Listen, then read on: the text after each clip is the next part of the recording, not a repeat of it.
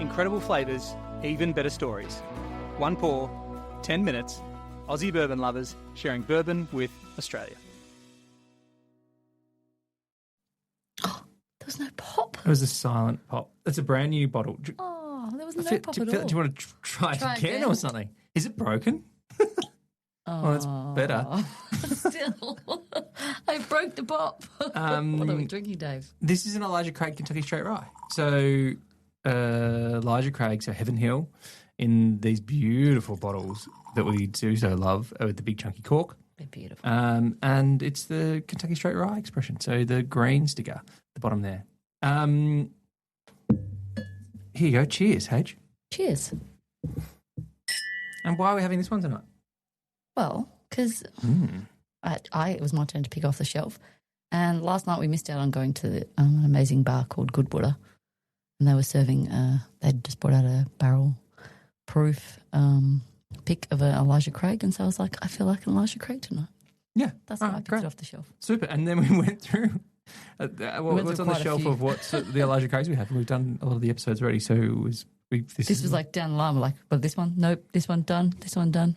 But this is the straight rye. And tell me, Dave, because sometimes it's a rye, sometimes it's a wheat whiskey.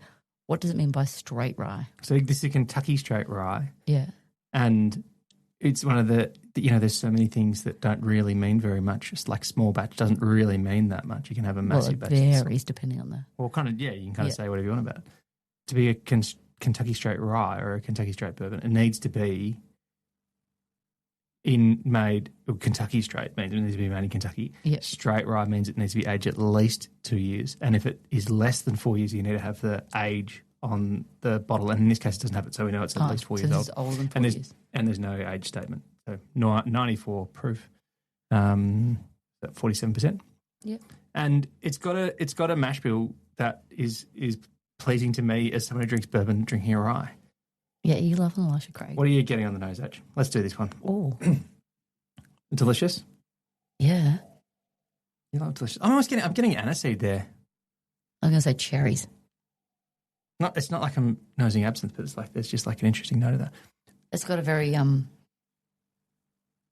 getting like a little bit of that mint, bit of white chocolate, mint. But lots of vanilla and caramel. Like it's a really...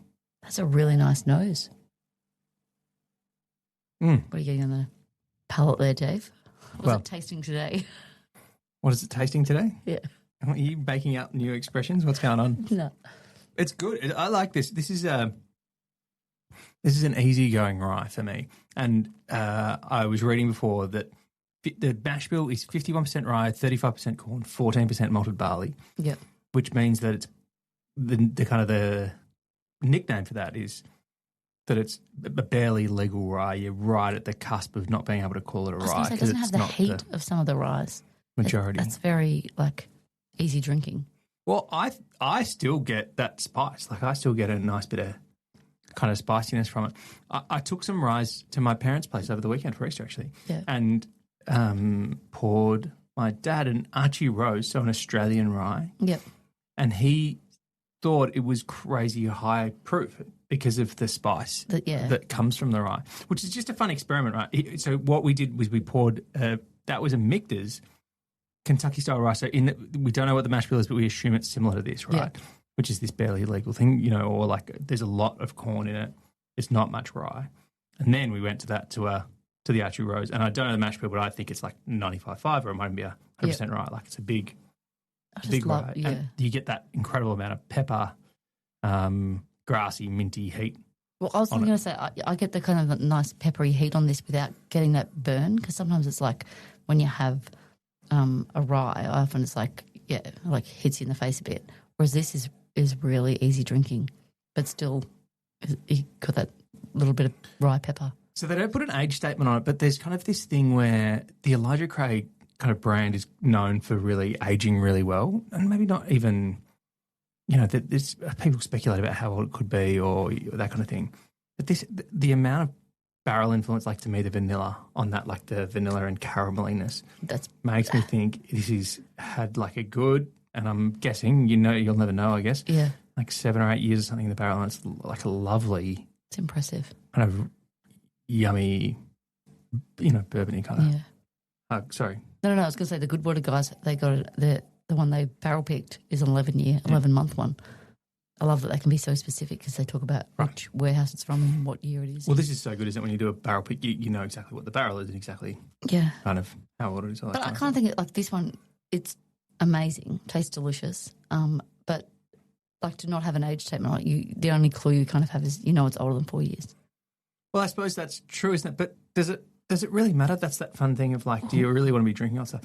I think because Elijah Craig is the one where I think they've just announced a 21-year-old. They're going to release a 21-year-old expression. Wow. And we've got an 18-year. And I already think that that's over, more oak than I want. The new anyway. one, yeah. Well, and also too, you can put an age statement on a bottle, but it depends on what warehouse it's aged in too. Because if it's a small warehouse that, heats up, cools down a lot, it can almost get too old and too oaky. But then some of them it might like get that same rich flavour in a shorter amount of years. So but beyond that, obviously all of this is carefully done, and they're not giving any top rack. None of them are coming from the top. No, racks but I'm of just the saying, like the in one warehouse that's small, like a 5-year-old might be very similar to like an 8-year-old in a larger warehouse, or like it kind of the age is a number, but it all comes down to which ones you like and what flavours you like. So, interestingly, they only introduced this in 2019. So, this is actually a really new product. And rye is having straight rye? Yeah, the straight rye. So, it's one of these things where, rye's been around for a while. And I've just finished the Tom Bullitt book, his autobiography. And he talks about, being such a big rye fan. And his bourbons were so rye heavy anyway, but he released the rye.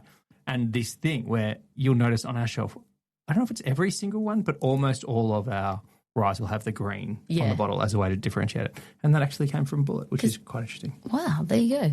Because we weren't huge rye drinkers when we first started. I think it was the heat or something that we were a little bit – they weren't our favourite thing. And I just remember last year's Kentucky Bourbon Festival when we were doing different tastings or blind tastings or like we really favoured a lot of the ryes, and I was just like – it's a funny thing, isn't it? I feel like it's one of those things where when you're early on, when you're first starting to drink bourbons and you kind of know what you like, and maybe in my case with these big sweet, marshmallowy, vanilla-y, caramelly, like a dessert in a glass. Yeah. And then someone says, here, try a rye. And particularly if it's a big 95.5 or like something that's like really grassy, or sometimes you go, well, I don't like that. That's not, it's like a, I went and had some whiskies with a friend the other day and he gave me some scotches and a peated Scotch, I don't like it. I don't want to drink any more of that. Yeah. I understand why you do, but I don't want to. And so you get that experience of it. But then as you kind of try more bourbons and kind of, I suppose, expand your comfort zone of what you like drinking, and you try something like this, which is that barely legal, it's not far off. If you flick the ratios over and you had 51% corn, 35% rye, well, it's, the ratios aren't that far off and you've got a really nice bourbon. Yeah, but this is a beautiful rye. Like, this is, I think it is anyway. It's like really easy drinking, really delicious. And it's kind of like, it's a bit like a kind of gateway rye, I think, because you kind of go, I could easily swap out of, if I'm having a couple of different bourbons or whatever, I could swap a rye in. It's just something with a little bit of that, little bit of spiciness. Yeah. Good bit of fun. And I think the one thing that Heaven Hill does is like they have so many different versions. Like you've got straight ryes and single barrels and small, like they're a huge range, and that you can put them all and compare them to each other. Absolutely. That's a lot of fun. Do you remember the story about who Elijah Craig is and why that's... He's the one that they call the father of bourbon, and they claim that they were the first ones to toast barrels. Right. He's one of the many origin stories. And I love all the great origin stories. Sorting fact from fiction is fun, but I love that this is it is such a great story. Yeah, and I think in the year 2026, we kind of like look at the stories and hear, if you've got enough kind of going on in terms of knowing some of the history, it's like, it's fun that you've used that name to kind of brand your bourbon, but everyone's got their own view on what the true history or where the origins of bourbon were. So this is just one of the stories. But I love that they've used that, that story and that history, and then they've named the bourbon after him. And the distinct bottle, I think one of the things that I love about this one is that it's crazy easy to get in Australia, crazy good value. And if you're looking for, it is really good. And if you're looking for if you like Elijah Craig already, if you haven't had it, you should have some. Get some on your shelf. The small batch Kentucky Straight Bourbon. But then if you want to kind of branch out and try rye without going too crazy, have a go at this. It's definitely a good rye. Well, here's to trying some more good rye. No, that didn't work at all. It didn't work at all, Dave. Should we do a different ending? Just like drink more Elijah Craig and find the one that you like. Yeah, okay. Drink it how you like it. Yeah. Cheers. Cheers. Thanks for listening. Make sure you're connected with us on TikTok, Instagram and YouTube, and stay connected with us by clicking subscribe on your favourite podcast app.